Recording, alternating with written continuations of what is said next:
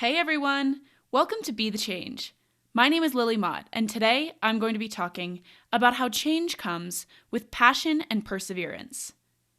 My guest this week is Natalie Magness, and I want to start off by saying that I really enjoyed making this episode with Natalie. She grew up in Qatar, and a lot of her work revolves around advocating for young people in Qatar and trying to include them in making a positive impact on the country. Natalie shared some great insights with me during this conversation. So, without further ado, let's get started with this episode featuring Natalie Magness.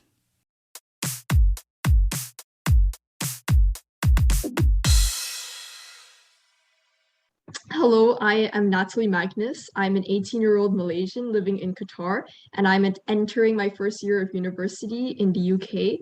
And I'll be studying the human sciences, and which is an interdisciplinary degree that links biology and the social sciences to study humans and society.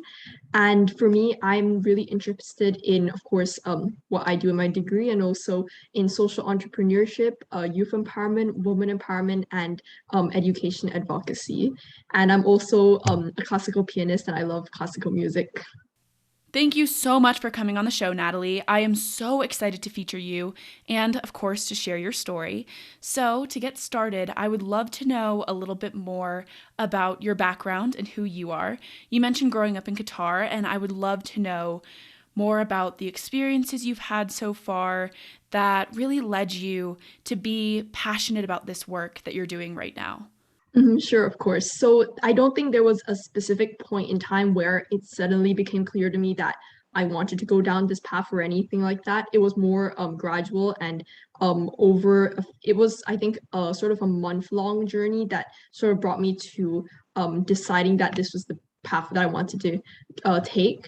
And I think it all started from when I was founding my first organization, the Sapien, because I was in the process of applying to university and I realized that I really loved my degree and what we do in it, basically that learning all about humans and the way we live and our relationships with one another and with the world, and from both a scientific and a like sociological perspective. But I realized that no one around me really had that same motivation and passion for that degree as I did, because no one I knew was applying for it. And just generally, I didn't really have anyone to geek out about it with. So I realized that, and this was also during the time when the pandemic was really hitting hard here in Qatar. And so I realized, what if I could take advantage of the fact that everything's online now and try and find people through that in order to just connect with like-minded people and to have these conversations about these topics together.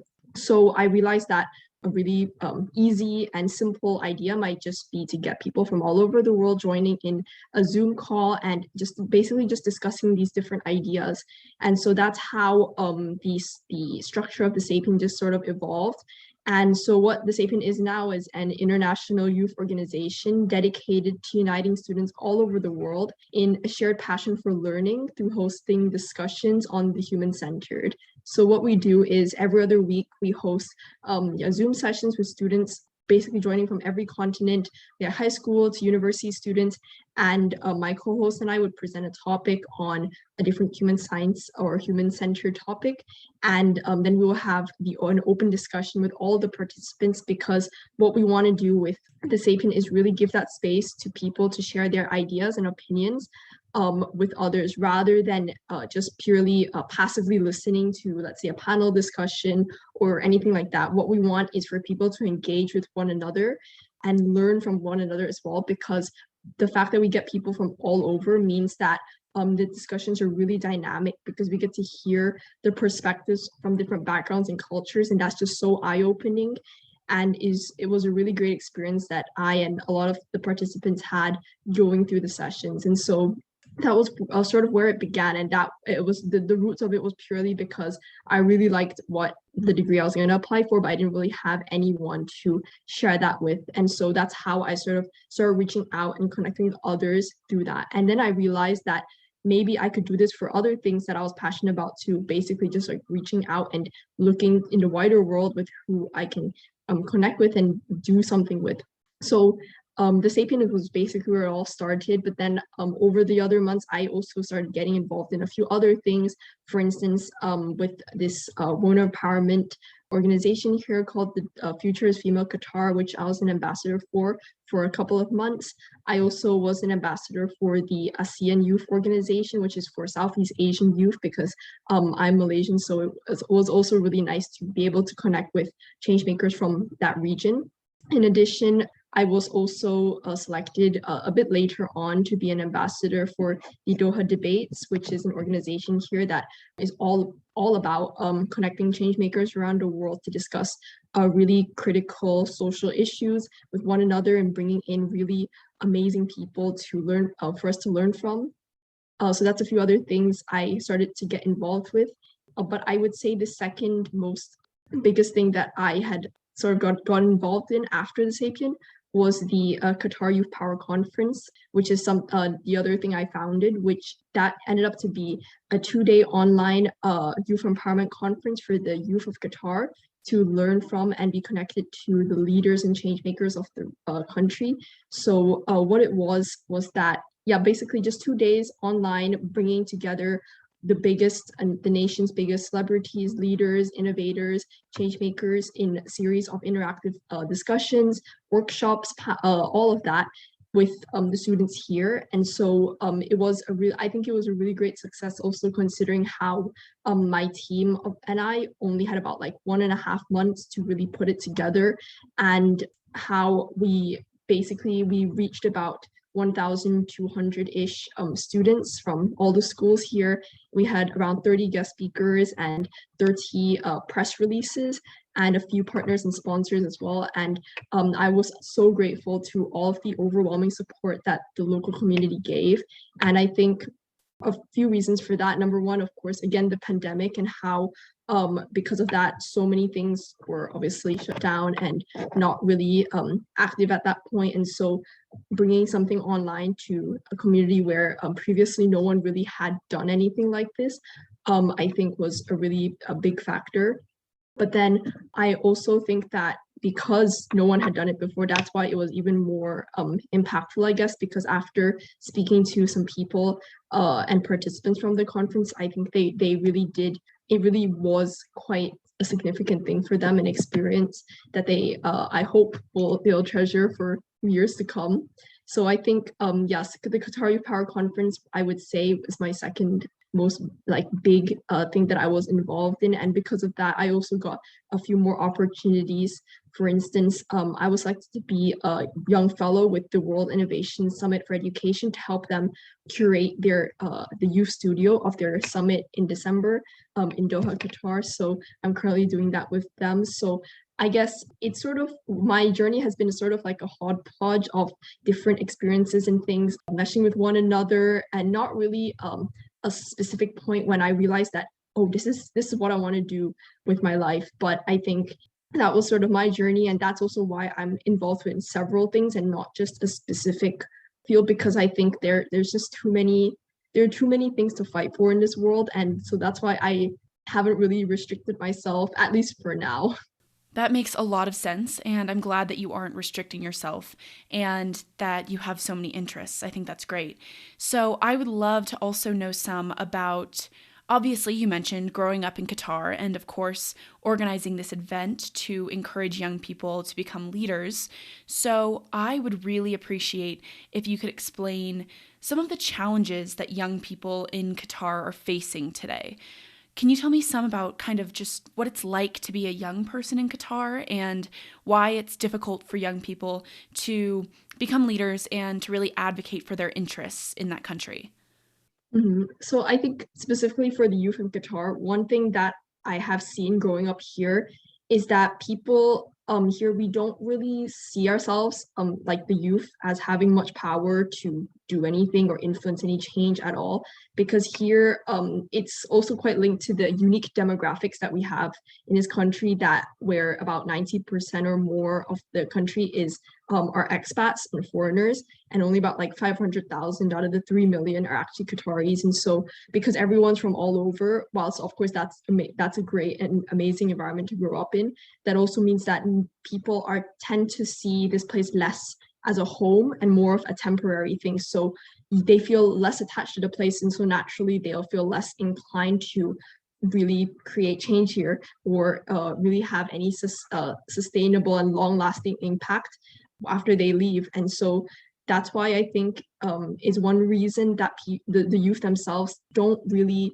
see themselves as basically change makers. And so that's what I hoped to change through the conference and teach them that, and with the help, of course, of the amazing guest speakers that we had, that no, it actually is possible and that you can do anything. Anyone has potential to cause change in whatever field they want to be and be a positive power for impact. And so that's one thing I would say.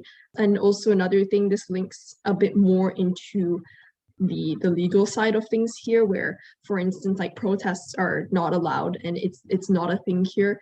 And so a lot of it, there are a lot of restrictions, I would say, on how vocal we can be about different issues, particularly to do with like human rights or like conditions of workers here. For instance, if you've heard, like for the FIFA Cup that's happening soon, so all of that. So it tends to be less encouraged here as opposed to other places where things like freedom of speech and stuff are way more prominent. So I would say that's the main issue facing youth here. Thank you for sharing that insight into your life and your work. So I want to switch gears a little bit now.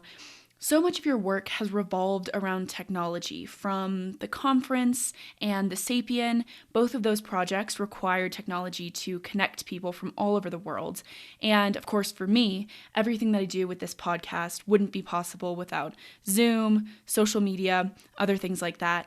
So since we're really the first generation to be living with connectivity of this caliber through technology, how do you think that's going to impact our future? I'd love for you to share your hopes, maybe your worries, just kind of share your thoughts about the role of technology in our lives as we get older. Sure, of course. So whilst I think, of course, there's no specific like predictions we can make at this point, because of course, right now we're only basing it on what we've currently experienced and the level of technology has gotten to. So I mean, but in terms of like a sort of just like idea or imagination of what it could look like in the future, I think for one thing, no matter if it's more good than bad or the other way around, it's definitely happening and we can't really, it's inevitable in the end. What we've already seen with how the role technology has played during the pandemic has already shown us how we're not going to get technology out of our lives anytime soon. Of course, then this links to, well, is this a really good thing or bad thing for us? I would say that it entirely depends on how we use it and what sort of decisions we, policymakers, governments, schools, industries make in order to harness it for the greater good. Because, of course, I can already think off the top of my head, so many instances where technology has failed us. For instance, what you see with frauds with like cryptocurrencies online or cyberbullying, or even simple and seemingly harmless instances online where or even things like cancel culture, which are definitely not very, very significant issues now. For those, of course, that's where technology has failed us and not played such a great role. But then I think on the other side, at the same time, it has given us so much, even the opportunity like this to speak with people across the globe. And I think that really has impacted so many people for the good. But then again, it hasn't affected everyone the exact same, because not everyone has access to online resources and services, or for instance, online learning during the pandemic. Whilst when we say these things like, how these things affect people negatively or positively, of course, we're being quite general, because I think there are still so many people who don't have access at all.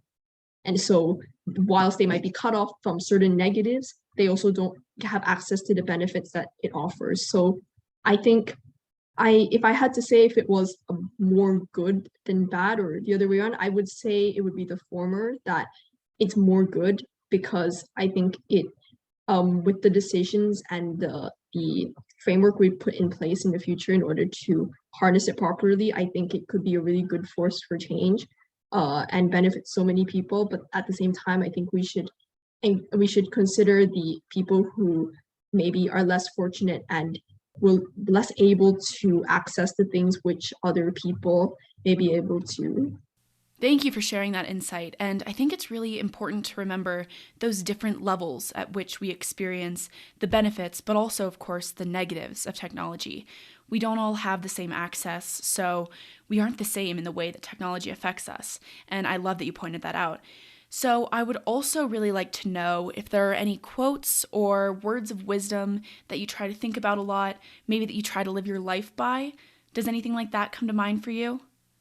I would say, I mean, it does sound quite cliche and cringy, I guess, but I would say the thing which I live by, and I think what the last few months of my life has really taught me, is that anything is possible if you believe it is, and if you have two things, passion and perseverance, because with those two, pretty much anything you put your mind to, you'll be able to accomplish or solve or strive towards.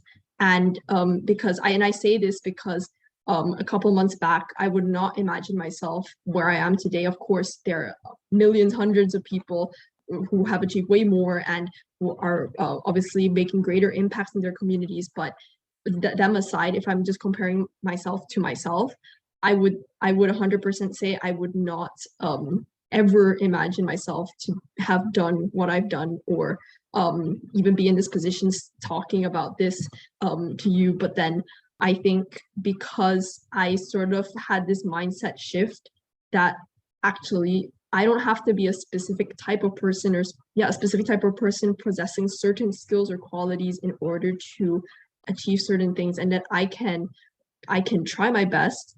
I can put in the passion and perseverance to get to whatever it is I want to do and just hope for the best, and that no matter what, we each of us hold so much potential to do so many things, and that only if we realize that we actually can we actually sort of materialize it in the end.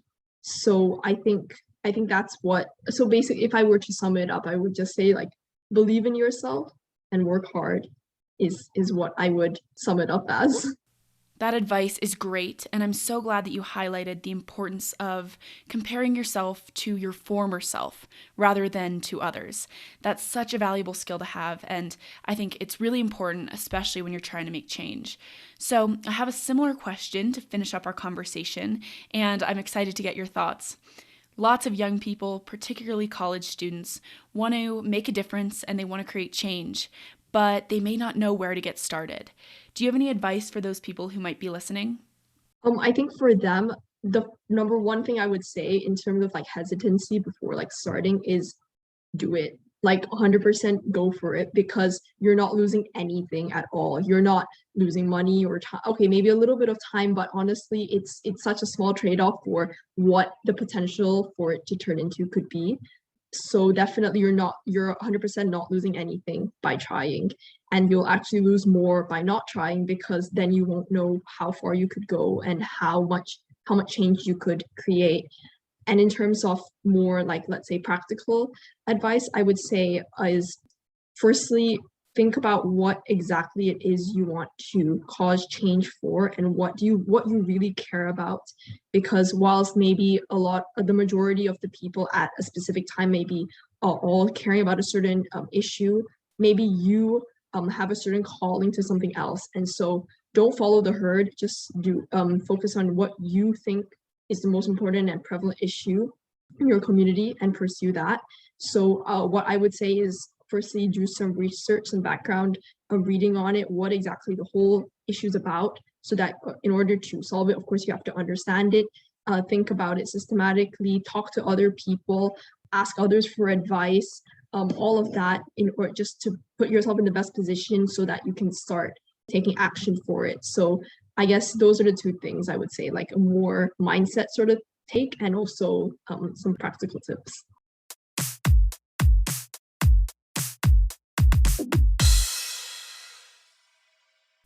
I am so glad I got to host Natalie on the show because I think she shared some great advice for anyone who is looking to make change. I want to go back and highlight when Natalie said that passion and perseverance are the two qualities that you need to be successful and to achieve anything you set your mind to. Of course, there are many people who have said this in different ways, but I think those two words are important to keep in mind when you're facing a challenge, starting a project, or really at any stage in your life. Keep Natalie's words in mind and remember that change comes with passion and perseverance.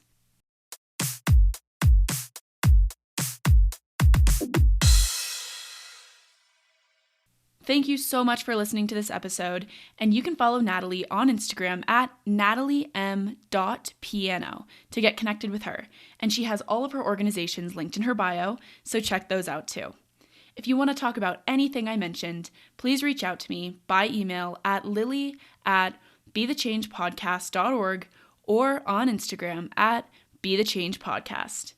Tune in for my next episode, but until then, be the change you wish to see in the world. Bye, guys.